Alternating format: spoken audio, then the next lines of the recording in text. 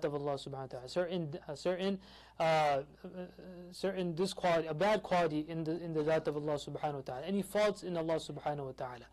So that's what it means when you say subhanallah. That tanzih, the purity belongs to Allah subhanahu wa ta'ala. So the Quran al-Kareem, Allah subhanahu wa ta'ala answer that such people who make such claims, the only thing, the first thing that person should say is subhanallah, purity be to Allah subhanahu wa ta'ala. And this is a very heinous type of claim to make. That walada means what? Someone that has a walad. That means there was a process of wilada. There was a process of giving birth.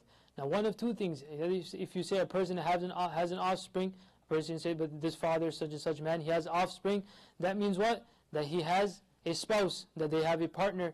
So elsewhere Allah subhanahu wa ta'ala says, أَنَّا يَكُونُ لَهُ وَلَدْ وَلَمْ تَكُنْ لَهُ صَاحِبًا. How does it make sense? How can you say that Allah has a walad, وَلَمْ تَكُنْ لَهُ صَاحِبًا? Allah has no partner, He has no sahibah. See, the Quran doesn't even use, in other words, it's trying to use words which are as far as possible from attributing any spousal relationship to Allah subhanahu wa ta'ala. That Allah has no companion. Literally, sahib means a companion. He has no partner. So how can you make such a claim? Or the other is that a person says Allah subhanahu wa ta'ala Himself gave birth, which is even worse. That means you're saying there's so much other physicality that you're putting behind all of that. So the Quran says subhana, that how can you make such a claim? Do you even think about it when you say such a thing? That Allah subhanahu wa ta'ala, that God you say has offspring. So أَنَّا يَكُونُ لَهُ وَلَدْ وَلَمْ تَكُنْ لَهُ صَاحِبًا. That's what Allah subhanahu wa ta'ala says. Here Allah subhanahu wa ta'ala says subhana, the praise or purity belongs to Allah subhanahu wa ta'ala. One of our community members asked a very quick and good question, that when we do these tasbih of subhanallah etc., what should we think about? Right? How do you bring concentration into it? So there are a few things. One is that when we look into the creation of Allah subhanahu wa ta'ala, right, just think and ponder about the creation of Allah subhanahu wa ta'ala. That you see the sunset, you see the sunrise, you see the system of Allah subhanahu wa ta'ala. For example, right now it's winter where there's little or no vegetation. But in a few months you'll see so much coming about, sprouting from the ground. And the same ground that was dead, now it's alive. And Allah subhanahu wa ta'ala is bringing things which you would have never thought. A small bud is coming through the cracks of the ground. So things of this nature, a person looks up into the sky, Allah subhanahu wa ta'ala says, تَبَارَكَ الَّذِي بِيَدِهِ الْمُلْكُ وَهُوَ عَلَى كُلِّ شَيْءٍ قَدِيرٌ الَّذِي خَلَقَ السَّبْعَ سَمَاوَاتٍ طِبَاقًا. Allah subhanahu wa ta'ala created the skies in 7 levels. مَا تَرَى فِي خَلْقِ الرَّحْمَنِ مِنْ تَفَاوُتٍ فَارْجِعِ الْبَصَرَ هَلْ تَرَى مِنْ فُطُورٍ. Do you see any cracks in the sky? Do you see anyone that comes, paints the sky these nice beautiful colors? None of these things. So think about these things and then say subhanallah. Then say purity belongs to Allah subhanahu wa ta'ala. What's the connection? That if someone that looks into this creation of Allah subhanahu wa ta'ala, how can you deny that there is no, how can you say there is no creator? Or how can you deny the existence of Allah subhanahu wa ta'ala? Or how can you make any false attributions to Allah subhanahu wa ta'ala, that His being? So that's how a person, or one of the ways a person can increase his concentration in dhikr, in remembrance of Allah subhanahu wa ta'ala. So subhanah, بَلْ لَهُ مَا فِي السَّمَاوَاتِ وَالْأَرْضِ. Allah subhanahu wa ta'ala says, rather, all that is which is in the skies and the earth belongs to Allah subhanahu wa ta'ala. This is all the milkiyah of Allah subhanahu wa ta'ala. This all belongs, Allah is the owner of all this. He doesn't have any sahib, any walad. A person cannot own his son, right? It's not, you don't own your son. A person doesn't own their offspring. Allah subhanahu wa ta'ala says that everything in the skies and the earth, everything belongs to me. I don't have any, there's no offsprings of Allah subhanahu wa ta'ala. كُلٌّ لَهُ قَانِتُونَ. That all are obedient to Him. What do you mean by all are obedient? That all are under the control of Allah subhanahu wa ta'ala. That in this world, yes, a person may show ma'asi, may show disobedience to Allah subhanahu wa ta'ala, which is allowed by Allah subhanahu wa ta'ala. What does that mean? Allah allows and gives respite for a person to do that. It's not that Allah subhanahu wa ta'ala does not want a person to do, or that He's not allowing a person to do a sin, and that person out of his own qudra and out of his own power, he is sinning against Allah subhanahu wa ta'ala. The sin that happens, that's definitely against the rida, the pleasure of Allah subhanahu wa ta'ala. But is it allowed by Allah? Is Allah allowing that to happen? Yes, He is allowing that to happen.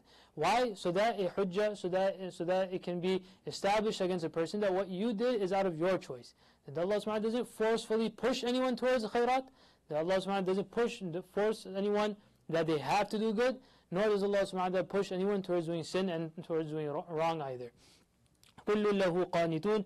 Elsewhere Allah subhanahu wa ta'ala in the Quran Kareem says that at the day of Qiyamah, at that day, that everyone or everything will come to Allah subhanahu wa ta'ala as an abd of Allah subhanahu wa ta'ala. That everything will be as servants to Allah subhanahu wa ta'ala. Because at that day it will become open. Whatever doubts a person had, or what they showed, or maybe there is no God, or maybe we do have to do this, we don't have to do that, all that will be open now. There's no more ghaib once the Qiyamah is established. So now at that day, Allah subhanahu wa ta'ala's entire creation will come to Him obediently as servants. Then Allah subhanahu wa ta'ala says, بَدِيعُ السَّمَاوَاتِ وَالْأَرْضِ. Allah subhanahu wa ta'ala is the creators of the sky and earth. That one hikmah, one wisdom, why many people like to have offspring, is that so that when they get to an old age, when a person gets to an old age, then their offspring come to help. Right? Many people have this in mind that it's good to have kids. Tomorrow when we become old, then our children will help us. Allah subhanahu wa ta'ala says, بَدِيعُ السَّمَاوَاتِ وَالْأَرْضِ. That you're thinking how you are, that you are weak beings. You need offspring to help you. Allah is the creator of the skies and the earth. بَدِيعُ السَّمَاوَاتِ وَالْأَرْضِ. وَإِذَا قَضَى أَمْرًا. How much control, how is the qudra of Allah subhanahu wa ta'ala? When Allah subhanahu wa ta'ala decides anything, إِذَا قَضَى أَمْرًا فَإِنَّمَا يَقُولُ لَهُ كُن فَيَكُونُ. Now this ayah should be understood very correctly. Many times it's incorrectly understood. That person says that whenever Allah subhanahu wa ta'ala wants to do something, He says kun, that He says the words be, and then it only becomes. What the ayah is not saying that Allah subhanahu wa ta'ala has to say kun. This is a way of teaching, or a way of showing us, those of us, that when we decide to do anything, there's planning put behind it. Then we think about finances, then we think about time management, etc., etc. There's a whole process behind anything. The bigger, the smaller the thing, depending on what project we take up, there's some type of planning, there's something that goes into it, some energies that are put behind it. Imagine the creation of the skies and earth, something which we can't even fathom, right? If we were to do it, how long would it take? First, it wouldn't happen. But hypothetically, it would take centuries and centuries and millenniums, and it wouldn't come to be. So Allah subhanahu wa ta'ala is saying that for you it would be that long. And anything you try to do, a huge project that's in your mind, it takes you forever and ever. Just for you to understand, insan, that for us it's something like, as we say, just a snap of a finger. That's what it means for Allah subhanahu wa ta'ala. I mean, there is no time. In reality, there is no time, nothing that is taken from Allah subhanahu wa ta'ala. He doesn't have to say anything of that nature. Rather, whatever the mashi'ah, the will of Allah subhanahu wa ta'ala is, that's what happens. So this is a way of explaining, of understanding that فَإِنَّمَا يَقُولُ كُن فَيَكُن. How long does it take to say kun? Right? Not even a split second. If a person says kun, it doesn't even take a second. Faster than that, Allah subhanahu wa ta'ala is the will of Allah subhanahu wa ta'ala, that it's put into place. Whatever Allah subhanahu wa ta'ala wants, that comes to be. وَقَالَ الَّذِينَ لَا يَعْلَمُونَ لَوْلَا يُكَلِّمُنَ اللَّهُ. Verse 118 of Surah Al-Baqarah. So the two previous ayat here, Allah subhanahu wa ta'ala is speaking about the tawheed of Allah subhanahu wa ta'ala. Those that did not accept the tawheed of Allah subhanahu wa ta'ala, or this was against the tawheed of Allah subhanahu wa ta'ala, to acclaim offspring for Allah subhanahu wa ta'ala, etc. So this was against the oneness of Allah subhanahu wa ta'ala. Now Allah subhanahu wa ta'ala is mentioning, the Quran Kareem is mentioning what the criticism of those a'da, of the enemies of Rasulullah sallallahu alaihi wasallam, one of their criticisms against him and his risala. So here Allah subhanahu wa ta'ala says, وَقَالَ الَّذِينَ لَا يَعْلَمُونَ. Those that do not know, those that do not hold any ilm, those that have no knowledge, they say, what do they say? لَوْلَا يُكَلِّمُنَ اللَّهِ. What's the point of sending you as a Nabi? They address Rasulullah sallallahu alaihi wasallam and they say, why are you sent as a messenger? Or those that came before that, they would address their Anbiya. Musa was addressed by his people, etc., etc. The لَوْلَا يُكَلِّمُنَ اللَّهِ. Why doesn't Allah subhanahu wa ta'ala just speak to us? Why don't we just get wahi? أَوْ تَأْتِينَا آيَةً. Or that a certain sign comes from Allah subhanahu wa ta'ala which we want. For example, the Quraysh of Mecca, they asked, oh Muhammad, if you're right, why don't you turn these mountains of Arabia, why don't you turn them into gold?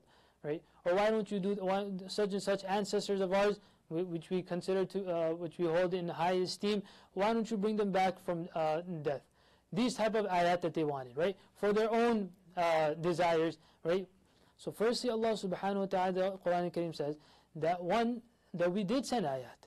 The Quran Kareem itself is a miracle for you. The Arab, that understand Arabic, and you yourself do attest that no one can even challenge the Quran Kareem's fasahah, its eloquence. Is this not an ayah? Is this not a miracle for you? Definitely it is. Then all the other mu'jizat, the miracles of Nabi Karim Sallallahu Alaihi Wasallam, the very moon split in front of their eyes. I mean, what other mu'jizat do you want? So they're asking for ayah. For example, the people of Thamud, the people of Salih alayhi salatu wasalam, they asked for a miracle. Allah subhanahu wa ta'ala brought the miracle. From a mountain, a pregnant she-camel comes out. Right? Can there be any miracle, a bigger ayah? What else do you want? So it wasn't a question of an ayah not coming. Rather, it was what? The inad. Inad is that a person gets into such a condition that anything that happens, they're just ready to reject it. The clearest of the ayat can come, but they reject it. وَلَوْ عَلِمَ اللَّهُ فِيهِمْ خَيْرًا لَأَسْمَعَهُم. Now, other place in the Quran, Allah subhanahu wa ta'ala says that if Allah subhanahu wa ta'ala knew there would be any good in bringing whatever they want, that if there was any good in it, لَأَسْمَعَهُم, surely Allah subhanahu wa ta'ala would let them hear this. And Allah subhanahu wa ta'ala would let it happen, so that so that they can accept. But because this is a mas'ala of inad, so now even if, hypothetically, if directly wahi was to come to them, firstly, wahi doesn't come to someone who is like that. A person that has such qualities that they're rejecting the clear ayat of Allah subhanahu wa ta'ala. Now they want something as a high of a stage as well. The wahi should come to them directly. So Allah subhanahu wa ta'ala says the ayat came. Ayat were sent. Ayat meaning over here, mu'jizat, miracles, signs for a person to believe in. And the entire world around us, everything that we see, the creation of Allah subhanahu wa ta'ala. Look at the creation of Allah subhanahu wa ta'ala. These are all signs of the existence of Allah subhanahu wa ta'ala. كذلك قال الذين من قبلهم مثل قولهم. Allah subhanahu wa ta'ala tells Nabi Karim sallallahu alaihi wasallam that do not be perturbed by what they say. Rasulullah sallallahu alaihi wasallam was very soft. In his risala, he wanted that everyone should believe, that everyone should accept Islam, that everyone should be saved from the fire of Jannah, everyone should enter into Jannah. So he would become perturbed that what can I do about this? That this is what they want to ask. Hopefully Allah subhanahu wa ta'ala sends this ayah. So Allah subhanahu wa ta'ala addresses the Nabi, says that don't worry about these people. That just like how they are saying, people before them said the same things. They asked for ayat, Allah sent ayah, and then they completely rejected. But once a clear ayah, a clear sign is sent, then the adab of Allah subhanahu wa ta'ala comes after that. Because it's a clear ayah, this is what you asked for. Despite this, then after that you'd reject Allah subhanahu wa ta'ala, then after that there's nothing but adab. So Allah subhanahu wa ta'ala says, تَشَابَهَتْ قُلُوبُهُم, that their hearts and the hearts of those before them, those that are rejected, they are mutashabih, they're the same. قَدْ بَيَّنَّا الْآيَاتِ لِقَوْمٍ يُوقِنُونَ. Quran says that we have very clearly explained the ayat of Allah subhanahu wa ta'ala for people who want to bring yaqeen, who want to have yaqeen. لِقَوْمٍ يُوقِنُونَ, who want to have yaqeen. إِنَّا أَرْسَلْنَاكَ بِالْحَقِّ بَشِيرًا وَنَذِيرًا. This again is a tasalli, it's to soothe the heart of Nabi Karim sallallahu alayhi wasallam, that we have indeed sent you. The reason why we have sent you is as bashiran wa nadhira, as a giver of glad tidings and as a warner for the bad that is to come, those that do not believe in Allah subhanahu wa ta'ala. We're not going to ask you, O Rasul sallallahu alayhi wasallam, that why did these people not believe? Your job is that you give the risala, you do the tabligh of it, that you pass on the message, and that is it. إِنَّا أَرْسَلْنَاكَ بِالْحَقِّ بَشِيرًا وَنَذِيرًا وَلَا تُسْأَلْ عَنْ أَصْحَابِ الْجَحِيمِ. That you will not be asked about those people who will enter into Jahannam because of their own misdeed and because of their disbelief. Make dua that Allah subhanahu wa ta'ala gives his yaqeen in his oneness in the tawheed and risala of Nabi Karim sallallahu alayhi wa sallam.